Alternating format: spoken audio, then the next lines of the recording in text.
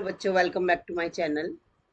तो आज बच्चों की डिमांड पर मैं लेकर आई हूँ गिल्लू पाठ का सारांश। बाद में हम इसकी व्याख्या देखेंगे। देखिए, ये कोर्स बी के संचयन बुक से लिया गया है। पहला चैप्टर है। इसकी लेखिका है महादेवी वर्मा।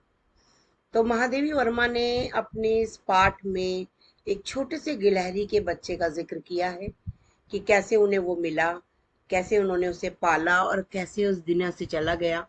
उसकी यादें वो आज भी अपने दिल में संजोए हैं। तो देखिए, हम पढ़ते हैं पाठ के माध्यम से। इस पाठ में लेखिका ने अपने जीवन के उस पड़ाव का वर्णन किया है जहां उन्होंने गिलहरी के बच्चे को कौओं से बचाया था और उसे अपने घर में रखा था। लेखिका ने उस गिलहरी के बच्चे का नाम गिल्लू रखा था। देखिए, क्वेश्चन आएगा कि गिलहरी के बच्चे का नाम क्या रखा गया, तो आप कहेंगे गिल्लू।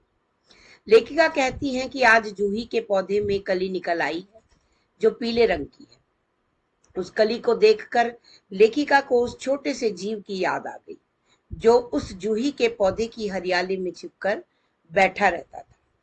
परंतु लेखिका कहती है कि अब तो वह छोटा जीव इस जूही के पौधे की जड़ में मिट्टी बनकर मिल गया होगा। देखिए, मिट्टी बनकर मिल गया होगा, ऐसा उन्होंने क्यों कहा? जाहिर है कि वो अब इस दुनिया में नहीं है और मिट्टी में वो मिल चुका है, क्योंकि अब वह मर चुका है और लेखिका ने उसे जूही के पौधे की जड़ में दबा दिया था। देखिए, अब क्वेश्चन आएगा आपके चैप्टर में कि गिल्लू को मरने के बाद लेखिका ने कहाँ दबाया था, तो आप कहेंगे जूही के पौधे की जड़ में। कहाँ दबाया था बेटे? जूही के पौधे की जड़ में दबा दिया था। आगे देखते हैं।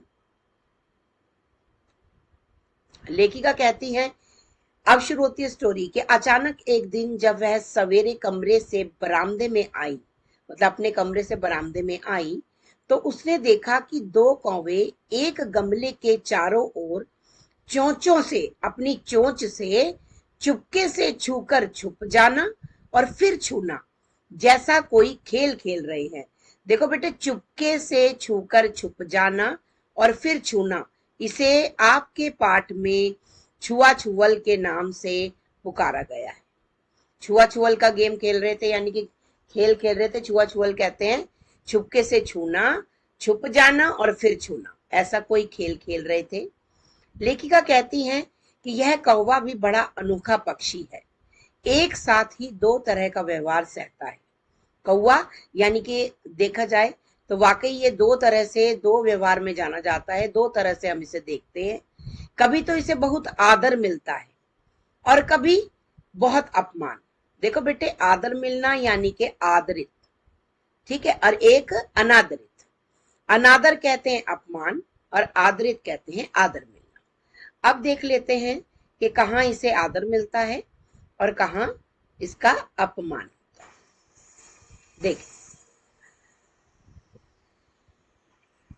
जब वह कौवों के बारे में सोच रही थी, तभी अचानक से उनकी उस सोच में कुछ रुकावट आ गई, क्योंकि उसकी नजर गमले और दीवार को जोड़ने वाले भाग, गमले और दीवार को जोड़ने वाले भाग यानी बीच का जो हिस्सा होता है, में छिपे एक छोटे से जीव पर पड़ी। उससे पहले मैं स्पष्ट कर देती हूँ बेटे, समादृत यानी के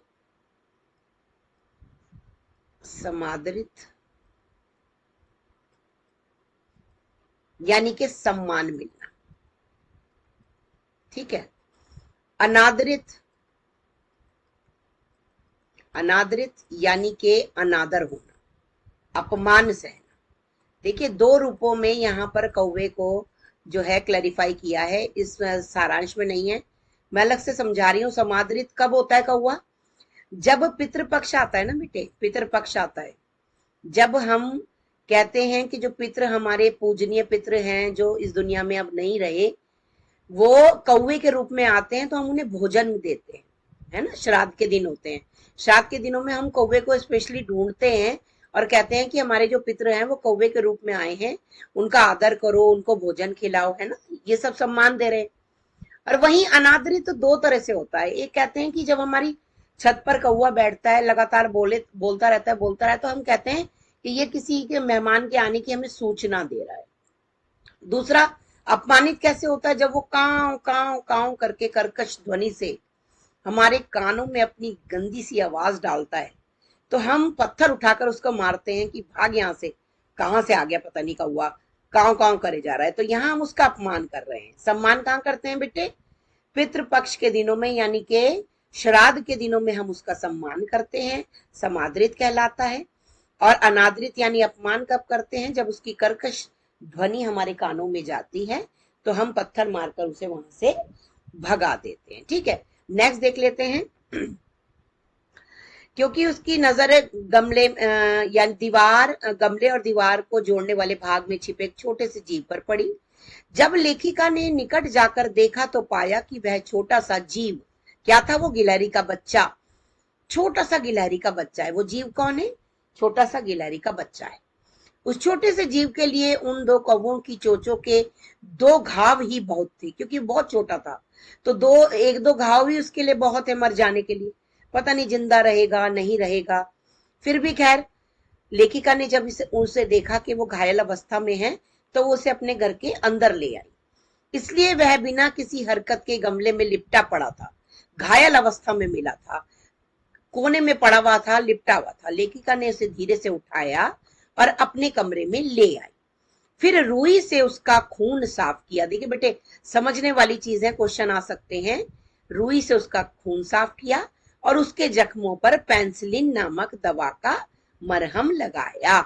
पेंसिलिन नामक पहले बहुत चलती थी बेटे, ये दवाई होती है, एक पीले रंग की होती है जो चोट में लगाएं तो बहुत आराम देती थी, पहले चलती थी। अब ये कई रूपों में आने लगी है, बेबिटाडीन के रूप में आने लगी है। कई घंटे तक इलाज करने के बाद उसके मुंह में एक बूंद पानी टपकाया जा सका। यानी इतना छोटा था कि पानी तो पी नहीं सकता था, ना चम्मच से ना ग्लास से। तो उन्होंने रुई की बूंद से उसके मुंह में पानी टपकाया था।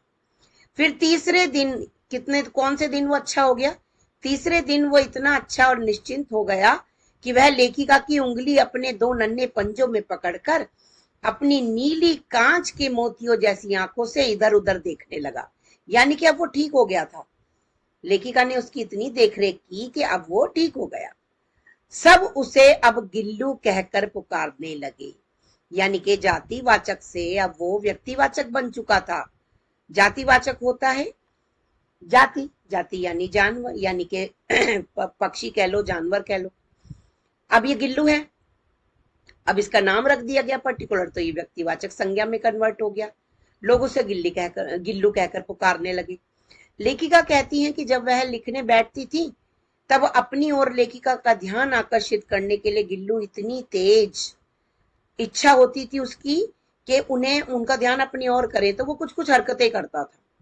ठीक है, जब वो उनको ज्यादा परेशान करता था, पैर तक आता, तेजी से पर्दे पर चढ़ जाता, फिर तेजी से उतरता, जानबूझकर ये हरकतें करता था वो, जिससे कि लेखिका उसे गोद में ले ले। उसका यह क्रम पर्दे पर चढ़ना उतरना तब तक चलता रहता जब तक लेखिका उसे पकड़ने के लिए नहीं उठती, गोद में लेने के लिए। लेखिका गिल्लू को पकड़कर एक लंबे लिफाफे में इस तरह से रख देती थी कि जब गिल्लू को उस लिफाफे में बंद पड़े पड़े भूख लगने लगती तो वह चिक चिक की आवाज करता। लेखिका को सूचना दे रहा था कि अब उसे भूख लग रही है, और लेखिका के द्वारा उसे काजू और बिस्कुट मिल जाने पर उसी स्थिति में लिफाफे से बाहर पंजों से काजू और बिस्कुट पकड़कर उसे कुतरता रहता था। देखिए, फेवरेट फूड था उसका वो, काजू और बिस्किट उसका पसंदीदा भोजन था। मैं आपको बता दूं बेटे, अगर आपका क्वेश्चन आता है कि गिलहरी के जीवन की अवधि कितनी होती है, अवधि कहते हैं कि समय, कितने समय जीते हैं ये, अवधि कितने वर्ष की होती है, तो आप लिखेंगे 2 वर्ष। 2 साल ही जीते हैं गिलहरी के बच्चे।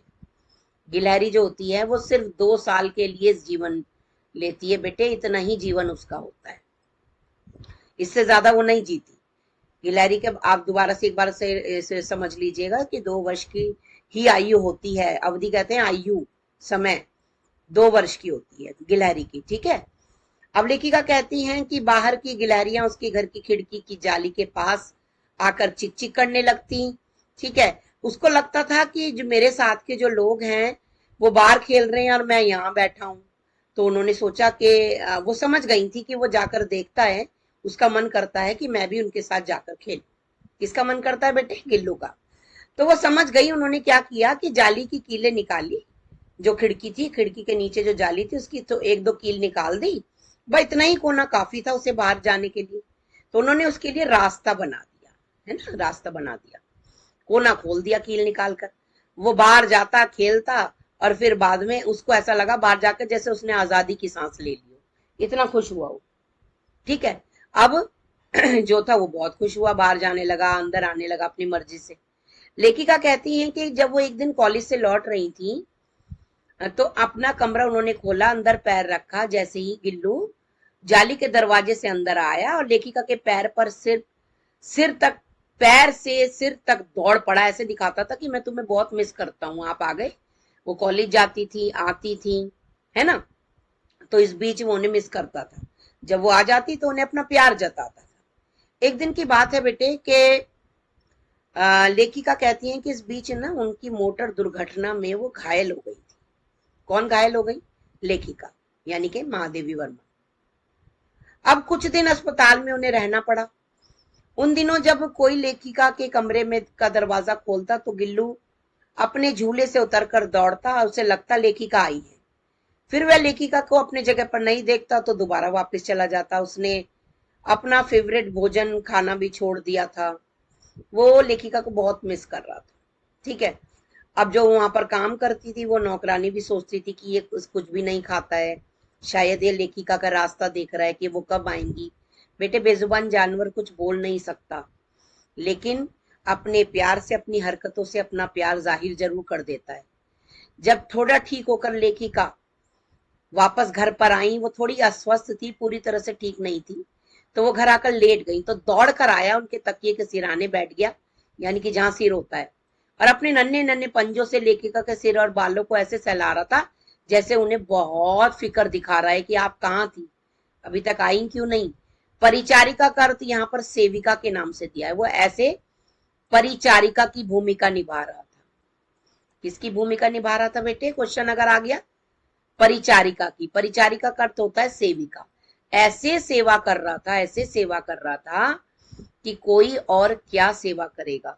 बेजुबान अपने बेजुबान जानवर बेटे अपने एहसास से सिर पर हाथ फेर कर जताना चाह रहा था कि इतने दिन आप कहाँ थी, मैं आपको मिस कर रहा था और आप जल्दी ठीक हो जाओ। वो एक सेविका की भूमिका निभा रहा। फिर क्या होता है बेटे? थोड़े दिन बीतते हैं, बीत गए, 2 वर्ष हो गया। देखिए, गिलहरियों के जीवन का समय, यानी गिलहरी के जीवन की अवधि 2 वर्ष से अधिक नहीं होती, 2 वर्ष की होती है। इसी कारण गिल्लू की जीवन यात्रा का अंत नजदीक आ गया था। कैसे पता चला कि उसका समय अब जो है खत्म होने वाला है, उसका जीवन जो है वो अंत होने वाला है जीवन का, यानी कि उसका जीवन का अंत समीप है, ये कैसे पता चला? तो देखिए यहाँ है उसका आंसर कि दिन भर उसने ना तो कुछ खाया, ना वो बाहर गया। रात में अपने जीवन के वो अंतिम क्षण गिन रहा था। अपने झूले से उतर कर आया। उसका झूला कहाँ बनाया था? एक डलिया में, लकड़ी की डलिया में बनाया था। उससे उतर कर आया, लेखिका के बिस्तर पर लेट गया, आकर छोटे छोटे पंजों से उनके हाथ पकड़ लिए तो उसके पंजे ठंडे हो रहे थे। जब लेखिका ने देखा कि मेरे हाथ से चिपका तो उसके हाथ ठंडे थे। उन्हें अपने मृत्यु समीप आती दिखी तो उन्होंने देखा, उन्होंने मतलब गरमाई देने की कोशिश भी की, हीटर जलाया, लेकिन बेटे अब उसका अंत आ चुका था। मृत्यु समीप थी। सुबह की पहली किरण, यानी कि सुबह होने से, सुबह हुई जैसे ही वो इस दुनिया से चला गया। ठीक है, किसी और जीवन में जागने के लिए सो गया, यानी कि उसने आंखें मूंद ली।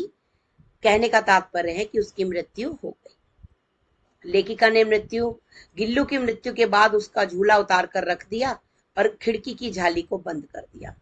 उसका झूला खिड़की पर टंगा हुआ था, वो उतार दिया और जाली बंद कर दी। वही जाली जिसके पेच निकालकर उन्होंने उसे बाहर खेलने के लिए आजाद किया था।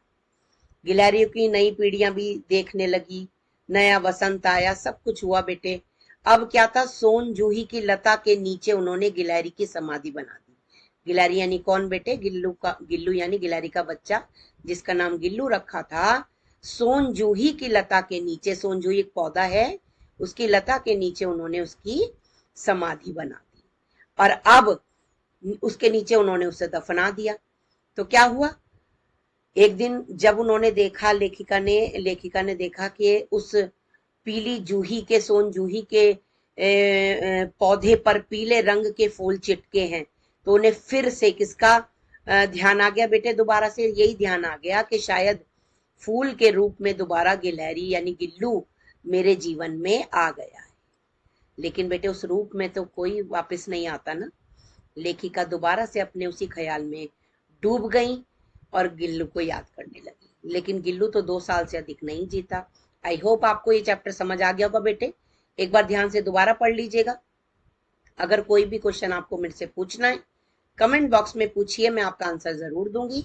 तब तक के लिए अपना ध्यान रखिए। शुभ रात्रि। Bye bye.